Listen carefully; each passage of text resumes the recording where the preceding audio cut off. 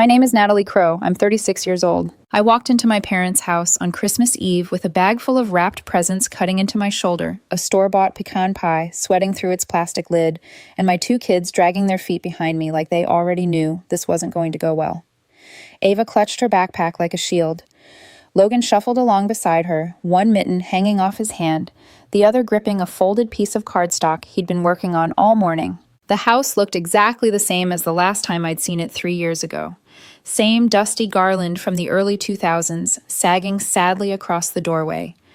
Same cracked nativity set on the little side table, one wise man missing, and the baby Jesus leaning at a strange angle. Same cold air in the hallway, because they still refused to fix the draft, no matter how many winters they complained about it. It was like time gave up trying to move around here. I hadn't been home for Christmas since the fight about my divorce. It was ironic. My parents never liked my ex-husband, but somehow when I left him, I was the one they blamed. Even after I got promoted, bought a house on my own, and paid off every dime of debt without anyone's help, I still wasn't enough.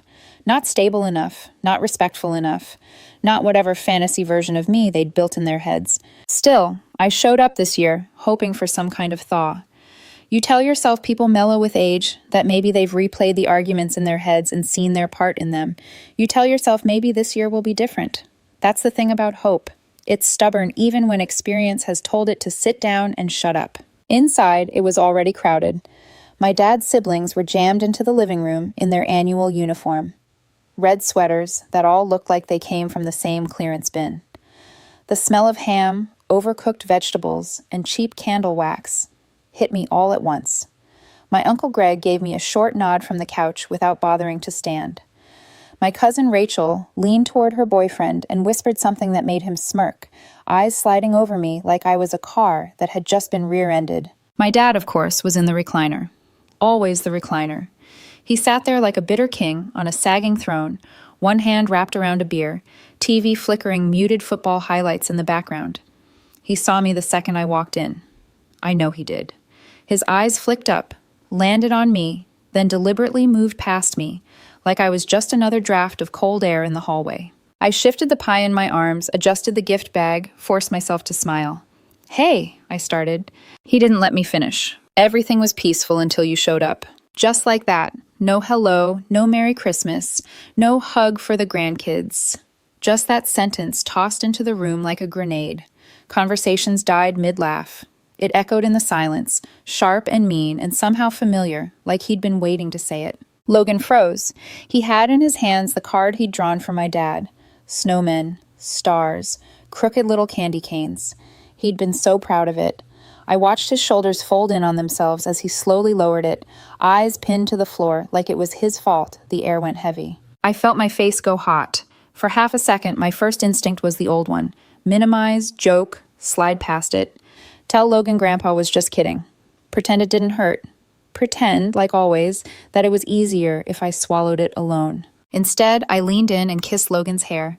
He smelled like crayons and laundry detergent. "You didn't do anything wrong," I whispered into his scalp. Then I stood up straight and looked my dad in the eye. "Then my money's leaving with me." I didn't raise my voice. I didn't need to. The words fell clean and heavy into the room. My mom, somewhere behind me, gasped softly. Rachel stopped chewing her peppermint bark and just stared. My dad blinked like someone had slapped him without moving a hand. "What money?" he said. I set the pie on the nearest surface, reached into my coat pocket, and pulled out the envelope I'd been carrying all week. It was slightly bent at the corners from being opened and checked so many times, from counting and recounting the bills just to make sure I hadn't imagined it. $10,000, I said, for the roof, the furnace, the kitchen you've been complaining about since I was a teenager. I held it up so everyone could see it. Then, before anyone could say anything, I tore it in half. The sound of paper ripping through the quiet was strangely loud. One half fluttered to the floor, then the other. "You were going to give us that?" my mom finally choked out. "I was," I said, "not anymore." Ava was already halfway to the door. She moved fast when she felt the temperature of a room change, and right now she was practically sprinting. Her eyes were shiny, and she was trying so hard not to let the tears fall. Logan still stood frozen, that stupid card limp in his hand like it had betrayed him. "Come on," I said. I took his hand. "We're leaving." No one tried to stop us. No one said, "Wait, let's talk." No one defended me, or the kids, or even tried to smooth it over with a joke. They just watched. You could almost see the calculations behind their eyes. How much drama is this worth? Do we step in? Do we let it play out? We stepped out into the cold air. The porch light hummed faintly above us. The night felt so quiet after that living room it almost hurt. I was halfway down the steps, kids in tow, when I heard the front door swing open behind me. "Natalie, wait!" It was my dad. He never comes outside, not for anyone. I turned around slowly. He was standing there on the porch, suddenly looking smaller than he had in the recliner. Pale, like maybe the wind had slapped him harder than I ever could. The laughter and clinking dishes behind him were muffled, the house now just a glowing box full of people pretending they couldn't hear. "I shouldn't have said that," he blurted. "I don't know why I said it. Just, please come back in. Don't leave like this." I held his gaze. "You want us to come back in?" I said. "Apologize." He hesitated, his jaw clenched. For a second, I thought he'd refuse. Thought he'd double down, call me dramatic, tell me I was embarrassing him in front of everyone. Then he looked down at Logan, who was half hiding behind my coat. "I'm sorry, buddy," my dad said, voice rough. "I shouldn't have said that. It wasn't about you." Logan nodded once, not trusting his own voice. "And to me," I said. My dad dragged his eyes up to mine. "I'm sorry, Natalie," he said. "All right, I'm sorry." I nodded, then I slapped him. Not hard enough to knock him back. Not wild or hysterical. Just enough that it made a sound. Enough that everyone inside probably heard it. Enough that it marked the moment. His cheek flushed pink under my hand. The look on his face wasn't rage, it was shock. Maybe shame. Maybe the first hint of realizing the power he thought he held over me had cracked. "I needed you to feel it," I said quietly. "Just once." We left in silence. As I buckled Logan into his seat, I heard the front door close behind us. No one came out again. No one yelled for us to wait. My hands were shaking, but my mind felt strangely clear, like a fog had lifted. The next morning, I woke up to 9 missed calls, 5 voicemails, and 2 texts from my mom that were just crying emojis and a photo of the Christmas tree. Logan and Ava were still asleep in my bed, curled under the weighted blanket like they were trying to hide from the rest of the world. I made coffee and ignored everything for a while. By noon, my Uncle Mark showed up at my front door. I hadn't seen him since my grandmother's funeral, but he'd always been the only one on that side of the family who talked to me like I wasn't a screw-up. He stood there in a heavy coat, cheeks pink from the cold, holding a paper bag, like he'd just walked away from a war zone. "They're freaking out," he said as soon as I opened the door. "I bet your dad hasn't shut up since you left. Tried to act like it was no big deal, but everyone saw his face after you slapped him." He went back inside and just sat down, staring at the wall.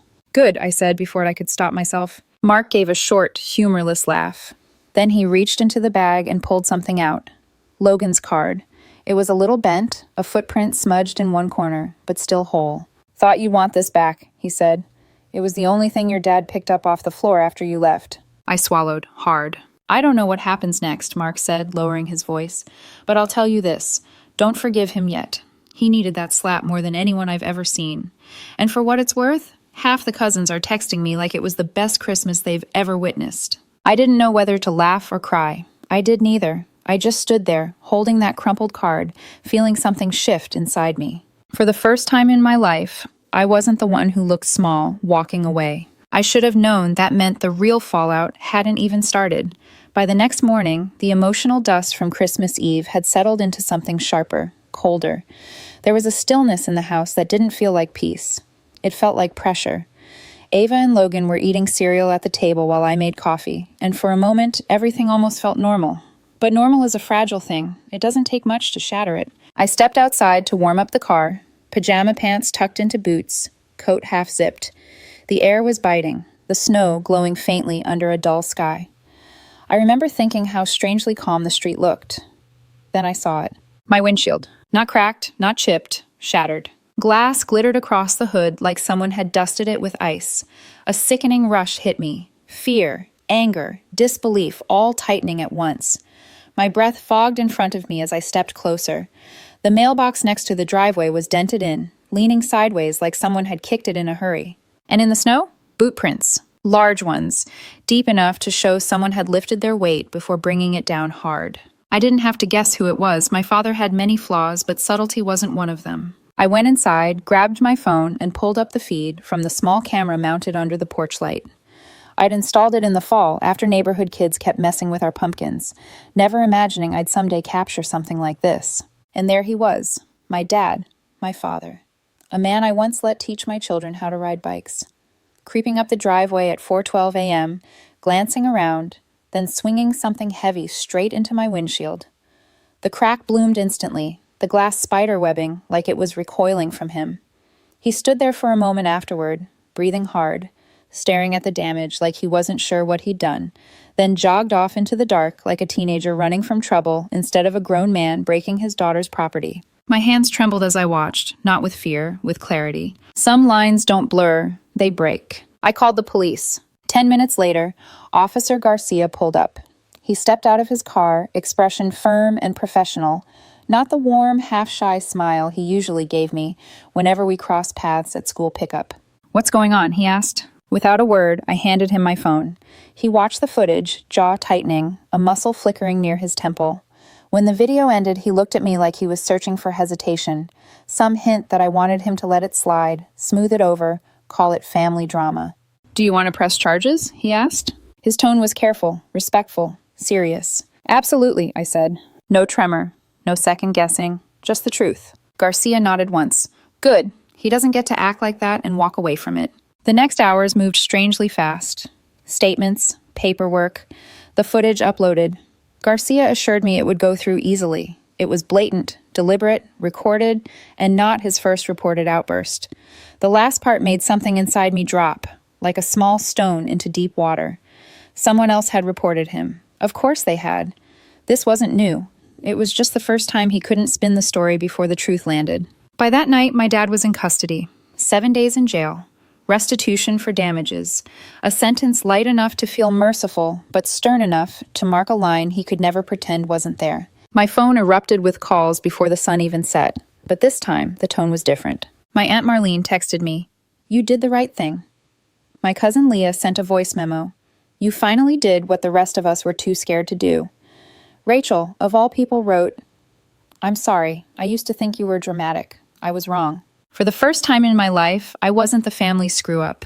I was the one who finally did something. But victories in a family like mine never arrive without consequences. The morning my dad got out of jail, I woke up early, before the kids, and stood at the kitchen window with a mug of coffee between my hands. The house felt tense again, like the air was holding its breath. Ava and Logan were still asleep, their little legs sprawled across my bed like they'd kicked away all nightmares. My phone buzzed with the message from Garcia. "He's out. Let me know if he comes near your place. We have everything documented." I stared at the message. It wasn't reassurance. It was a warning disguised as courtesy. The silence from my family that day wasn't peace. It was planning, positioning, waiting. They were deciding which version of the story they would tell. And the following morning, the knock came. Firm, deliberate, unhurried. I peeked through the blinds. Uncle Pete stood on my porch holding a brown paper bag, shoulders hunched against the cold. Pete wasn't the emotional type. He wasn't the meddling type either. For him to show up unannounced meant something big had shifted. "You busy?" he asked when I opened the door. I shook my head and let him in. He set the bag on the kitchen table but didn't sit. He looked around the room, at the kids' art taped to the fridge, the half-built Lego tower on the floor, the crumb-filled cereal bowls I hadn't had the energy to wash yet. Something softened in his face. "You've built something good here," he said. His voice surprised me. Gentle, almost protective. Then he got to the point. "I watched the footage, Natalie. Your dad smashing your windshield like that." He shook his head. It was disgusting. It wasn't anger. It was hatred. And not one person in that house tried to stop him from where that hatred was heading. Still, I said nothing. Pete took a slow breath. "I want you to understand something. We've all known for years he's been out of line.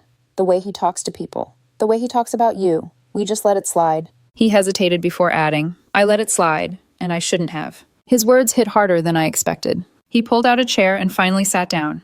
"You did the right thing pressing charges. Honestly, it's the only thing that ever would have gotten through to him." I didn't know what to say, so I said nothing. My silence wasn't empty. It was full. Heavy with everything I'd carried alone for years. That night, Garcia stopped by. He said he was in the area, but the folder of restitution documents in his hand was a thin excuse.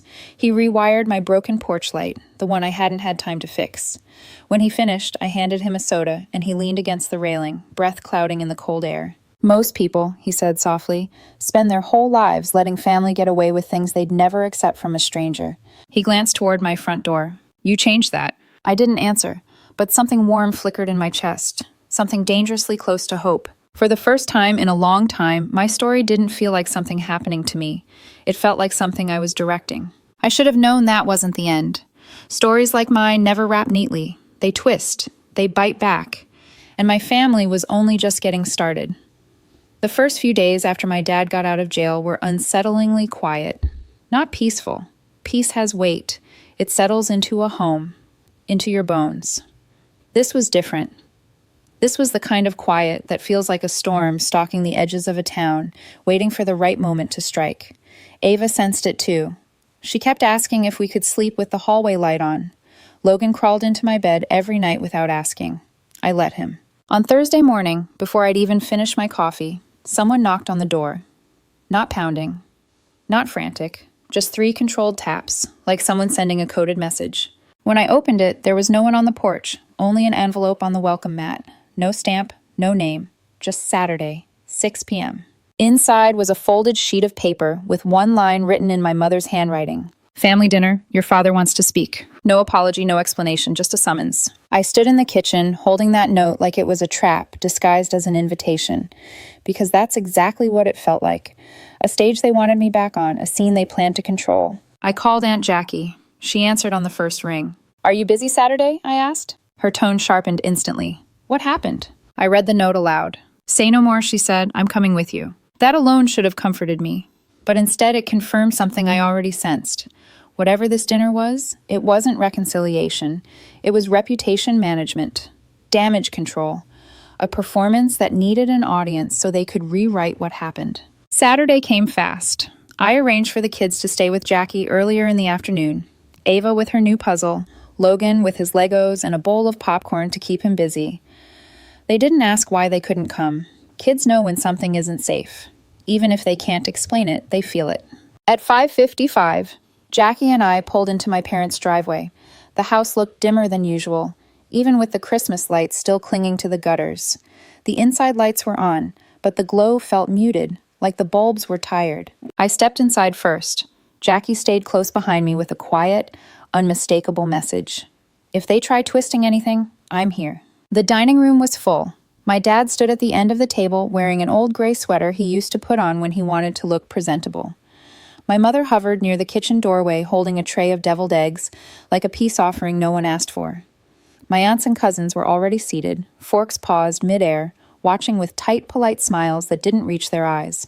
I didn't sit. My dad cleared his throat. The entire room fell silent. He stared at the table before finally looking at me. I just want to say something, he began. His voice wasn't loud or commanding. It was smaller than I'd ever heard it. I was wrong. 3 words, sharp, simple, almost foreign coming from him. He swallowed hard. I scared Logan. I hurt you. I embarrassed this family, and I'm sorry. He looked at me fully then, and there was no sneer, no defensiveness, nothing to hide behind. For a split second, I didn't see the man who smashed my windshield. I saw the man who taught me to ride a bike. The man who used to lift me onto his shoulders in the backyard so I could pretend to touch the sky. But memories aren't enough. They're never enough. Not when the present hurts more than the past can heal. My mother stepped forward next, voice trembling. I've let him treat you this way for too long, she said. I told myself it was easier not to stir things up. I should have stood up for you. I didn't, and I'm sorry too. Their words hung in the air like the faint smell of something sweet, but sweet can still be a warning. Sweet can still be poison. I scanned their faces. Not one person moved. Not one person contradicted them. If anything, they looked relieved, as if they had been waiting for me to crumble into a hug and declare it all forgiven. But I didn't crumble. I forgive you, I said. And it wasn't anger or softness. It was clarity. A clean, sharp line between then and now. Aunt Rachel let out a small breath, like the moment had passed safely. Like we were all about to move on. But something inside me whispered not yet. After my parents finished their apologies, the evening unfolded in a strange, fragile rhythm. My mom handed me a small box for the kids. A puzzle for Logan. A scarf Ava might like.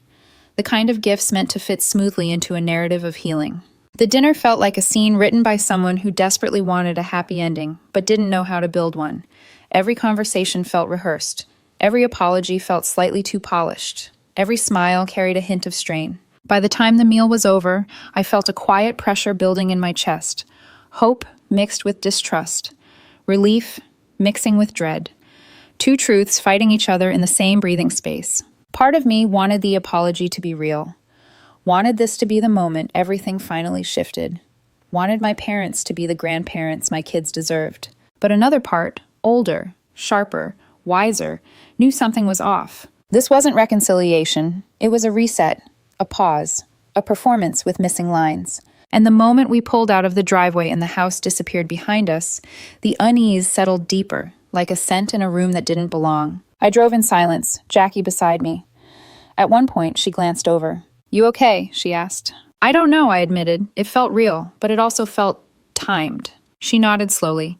"People apologize when they lose control, not when they gain clarity. Just remember that." I didn't answer. I didn't need to, because I already knew she was right. For a few days, things felt almost peaceful. The kids wrote thank you notes. My mother sent a picture of the puzzle Logan had drawn for Grandpa. I didn't respond, but I didn't block her yet either. One last thread still attached. One last hope clinging. But hope is a delicate thing, and mine was about to crack. It was the second week of January when the cracks finally showed. I had just gotten off work and stopped by the grocery store with Logan. The fluorescent lights were harsh, the store half empty, the kind of evening where you expect quiet. Mundane, healing quiet. We were standing in the produce section debating apples versus tangerines when someone said my name. "Emily?" My whole body reacted before my brain did. I turned, and there she was, Marlene. A distant relative of sorts, the woman who babysat me a few times when I was little, always carrying the faint scent of peppermint and a habit of inserting herself into family matters she wasn't asked to be part of. Today, she stood in front of the oranges with another woman I didn't recognize, smiling like we were old friends who'd just reunited. "I heard about everything," she said, voice thick with faux concern. "What a mess." I gave her a tight smile and nodded, trying to keep Logan focused on the fruit rather than the conversation. I started to push the cart away, but then she said it. "I just hope your father recovers from the whole ordeal. I mean, 7 days for a windshield." She clicked her tongue. "You must be devastated." I stopped, turned back slowly. "I'm sorry," I said. She blinked, confused that I wasn't accepting the script she thought we were performing. "Well, your mother's been saying he's struggling, and that the whole thing got blown out of proportion, that maybe, you misunderstood." There it was, the twist, the rewrite, the part where my parents start bending the truth until it snaps into something they can brand as their side of the story. I didn't raise my voice. I didn't lean in. I didn't make a scene. I just said calmly, "Did she also mention he came to my house before sunrise and smashed my car like a coward?" Marlene froze. Her mouth opened and closed like she was trying to catch words that kept slipping through her fingers. The woman beside her suddenly found the onions very interesting. "No," she whispered. "Thought so," I said, turning the cart away. "Have a good night." Logan squeezed my hand. I squeezed back. The next morning, Aunt Jackie called. She never wastes time on greetings. "I've been hearing things," she said. "Nasty things." My stomach tightened. "What now?" "Your mom's been on the phone with half the family," Jackie said, "telling them you cut them off over nothing, that you're being dramatic, that you're unstable, that you've always had issues." The words hit harder than any slap. Not because they were new, but because they were familiar, old whispers repackaged as fresh ammunition. "And your dad," Jackie continued, "is telling people you turned the kids against him, saying he's the real victim in all this." Something inside me hollowed out, a slow, deep ache where anger usually lived. After everything, after the smashed window, after the arrest, after the apology, they still chose pride over truth. Jackie sighed. "They can't stand that you didn't come crawling back. They're rewriting it so they look like wounded parents." I sank onto the couch, staring at the wall. "They're never going to change, are they?" I said softly. "Not a chance," Jackie replied, "but you did." And that was the moment, quiet, heavy, when something in me snapped. Not loud, not explosive, quiet like a final thread giving way. I didn't cry, I didn't shout, I didn't explain. I acted, for the first time without hesitation. I blocked their numbers, deleted every email they'd ever sent, boxed up the framed pictures from their house and put them in the garage. Memories can be kept, but not displayed like trophies of people who hurt you. When Logan asked about them, I knelt down, looked him in the eye, and said, "We won't be visiting for a while." He nodded. That was all he needed. A week later, something unexpected happened. At a school fundraiser, I ran into Officer Garcia. He wore a hoodie instead of his uniform, sleeves pushed up, working the bake sale table like he'd been forced into it by the PTA. "How's everything going?" he asked. I surprised myself with the truth. weirdly peaceful. He smiled, and it wasn't the polite officer smile. It was warm, real. "Good," he said. "You deserve that." Then he added, a little quieter, "If you ever need anything, or someone to talk to who won't tell people you're unstable, I'm around." The comment caught me off guard. Not flirty, not pushy, just kind. I didn't know what to say, so I didn't say anything, but it stayed with me. That night, after the kids went to bed, I sat on the porch with a glass of wine. The air was cold, but for the first time in months, I didn't feel cold inside. I realized something important. I didn't owe anyone forgiveness just because they shared my blood. I didn't owe them access to my life, and I didn't owe them the soft silence they used to hide behind. Let them spin their stories. Let them choke on their own lies. I wouldn't be there to correct them anymore. But fate wasn't done with me yet. On Saturday morning, my phone buzzed with a message from Rachel. "Heads up, the family is telling everyone you were invited to a dinner tonight and refused to come. They're saying you're still acting unstable." Unstable? There it was again. Their favorite word now. Not upset, not hurt, not angry. Unstable. It's easier to discredit a woman than to admit you abused her boundaries. I called Jackie immediately. "Did they invite you?" she asked. "No." "Exactly," she said. "They're pretending this is part of some forgiveness arc and you're refusing to play along." I stood in the middle of my living room, staring out the window. Ava and Logan were at the table coloring, humming softly. My life, my real life, was right here. And somewhere across town, my parents were rewriting me into a villain, so they didn't have to face who they were. I'd spent years letting them build that version of me. Not today. "I'm going," I said. Jackie didn't hesitate. "I'm going with you." At 5:55 p.m., I pulled into their driveway. The house was lit up like nothing had ever gone wrong. Cars lined the curb. Laughter drifted faintly from inside. I walked in without knocking. Conversation died instantly. Forks paused. Eyes widened. I scanned the room. My father sat at the table in an old button-up shirt, pretending to be a man who hadn't smashed a windshield in the dark. My mother held a tray of deviled eggs with hands that trembled just enough to betray her nerves. "So," I said into the silence, "this is the dinner I supposedly refused to attend." Every head turned. No one breathed. I didn't sit. I was done sitting in rooms where I wasn't meant to speak. The moment the words left my mouth, the room seemed to shrink. My father's shoulders stiffened. My mother's lips pressed together like she was physically holding back another lie. A few cousins exchanged glances, the kind people share when the script they were told doesn't match the scene unfolding in front of them. My dad stood slowly, smoothing his shirt like it would somehow iron out the truth. "We assumed you wouldn't come," he said, "given everything." "You assumed," I repeated. "And then you told people I refused." A flush crept up his neck. My mom opened her mouth to speak, but I lifted one hand. "No," I said. "You've both had plenty to say about me when I wasn't in the room. Tonight, you're going to hear me." The air tightened. Even the Christmas tree lights seemed to flicker nervously. I took a step forward, not yelling, not shaking, just steady. "Let's start with the truth. No one invited me. You staged this dinner to make yourselves look like victims. And when I didn't magically show up for a gathering I knew nothing about, you told people I'm unstable." The word hung heavy, a weapon they thought would silence me. My voice didn't waver. "You smashed my car in the dark like a coward. You terrified my children on Christmas. And then you told the family I was overreacting." My father tried to speak. I didn't let him. "You humiliated Logan. You humiliated me. I forgave you. You had a chance to rebuild something. And instead, you went back to the one thing you've always done best, rewriting the story to make me the villain." Jackie stepped inside then, arms folded, blocking the doorway like a guard. Making sure no one tried to slither away, her presence alone made several people straighten in their chairs. "So," she said into the silence, "are you going to deny it?" My mother tried. "We didn't mean—" "You meant every word," I cut in. "You meant it when you told people I overreacted. You meant it when you pretended this dinner was part of reconciliation.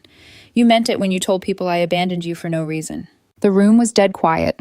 Only the hum of the refrigerator filled the background, a low, constant reminder of how suffocating this house had always felt. I looked at each person at the table. If any of you still believe them, after the footage, after the arrest, after the 7 days in jail, after the apology, fine, believe them. But you don't get access to me or my kids anymore. A murmur rippled through the room. Not disagreement, shock. The kind that comes when truth cracks open something you've been pretending not to see. Then I said the last part, the part no one expected. "Apologize to everyone, right now." My father blinked. "What?" "Apologize," I repeated slowly. "To this room, to the family you lied to, or I walk out and never come back, And if you ever try to twist the story again... I held up my phone. I released the footage publicly, not to shame you, to protect myself. My father looked around the room, realizing for the first time that no one was jumping in to save him. No allies, no smirks, no excuses, just silence. Finally, he lowered his head. I lied, he said quietly. I exaggerated everything. I made it sound like Emily was the problem. She wasn't. He looked at the floor like the truth weighed more than he expected. I just couldn't admit what I did. My mother's voice cracked. We're sorry. But it wasn't satisfying. Not like the apology at the Christmas dinner, and not like the slap on the porch. This apology felt like a door being pushed shut. Not gently, not with grace, but because there was no other choice left. I didn't wait for dessert. Didn't wait for hugs. Didn't wait for redemption. I turned and walked out. Jackie followed without hesitation. When we got into my car, she looked over at me, her eyes softening. You handled that better than I ever could have. I shook my head. I didn't do it for them. I started the engine. I did it for me. That night, after I got home, my phone buzzed. A text from Garcia. Hope today wasn't too awful. Still up for that coffee sometime? I stared at the message, the warmth behind it, the gentleness. Then I typed back. Yeah, I think I am. Right before bed, another message popped up. This one from Rachel, a screenshot of a group chat. My father had written, I was wrong, and Emily was right to walk away. I didn't respond. I didn't need to. Some truths aren't meant to be conversations. They're meant to be endings. 2 weeks passed. No calls from my father, no tearful voicemails from my mother, no more fake invitations, just a hollow quiet where their voices used to be. It didn't fool me. Their silence was never a sign of healing. It was camouflage, a mask they'd learned to wear when confronted. Then it slipped. On a rainy Tuesday, I was picking up Ava from school when one of the PTA moms, Janelle, flagged me down. She smiled politely, too politely. Your mom came into the library yesterday, she said. She mentioned she was heartbroken you're still upset. Said you left them without help for the renovation after stringing them along. I blinked, a slow, painful realization tightening in my chest. What? I said. Her smile faltered. She backpedaled with a flustered laugh. Oh, I'm sure she didn't mean it like that. I walked away mid-sentence. I didn't need to hear the rest. When I got home, I opened Facebook, a place I barely used, but my mother used it daily. And there it was, buried among prayer chain comments and reposted Bible verses. Some people forget what it means to be a daughter, but God sees everything. I laughed, a sharp, humorless sound that didn't even feel like mine. I screenshotted it, didn't comment, didn't call. Instead, I did the only thing that finally severed the last thread between us. I sat down at the dining table while the kids did homework, and I wrote a letter. A clean break. No yelling, no bargaining, no room for misinterpretation. Dear Mom and Dad, there won't be a next time. No more dinners, no more apologies followed by betrayal, no more whisper campaigns, no more rewriting the truth. You lost access to me and my children the moment you chose your pride over our trust. Do not reach out again. I printed it, signed it, drove to their house, dropped it in their mailbox without parking. I didn't cry. I didn't flinch. I simply ended it. A few days later, Jackie showed up with a large envelope. Inside were screenshots from a private family group chat I wasn't in, pages of my parents painting me as selfish, cruel, unstable. The same word, again and again. And that was the final snap. The moment something inside me broke so quietly it almost sounded like nothing. I didn't call them. I didn't confront them. Instead, I called Garcia and told him everything. Asked about slander laws, harassment, boundaries. He said he'd look into it. 2 hours later, he called back. They crossed a line, he said. But you don't have to do anything unless you want to. I didn't. They weren't worth another ounce of my energy. But I did one last thing. I logged onto Facebook, posted a photo of me and the kids on our last trip. Sunny, warm, happy. Caption: sometimes the healthiest thing you can do is stop explaining yourself and just live well. Then I blocked every single relative who had ever sided with them. Closed the app. Closed the chapter. A week later, I had coffee with Garcia. Coffee turned into dinner. Dinner turned into something gentle, slow, steady.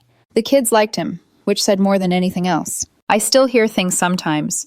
Whispers around town, sideways glances, but when people try to bring them up, I just smile and say, we don't talk anymore. And that's enough, because I finally understood something I should have known years ago. Cutting someone off doesn't always look like slamming a door. Sometimes it's just choosing never to open it again. Not this year, not ever.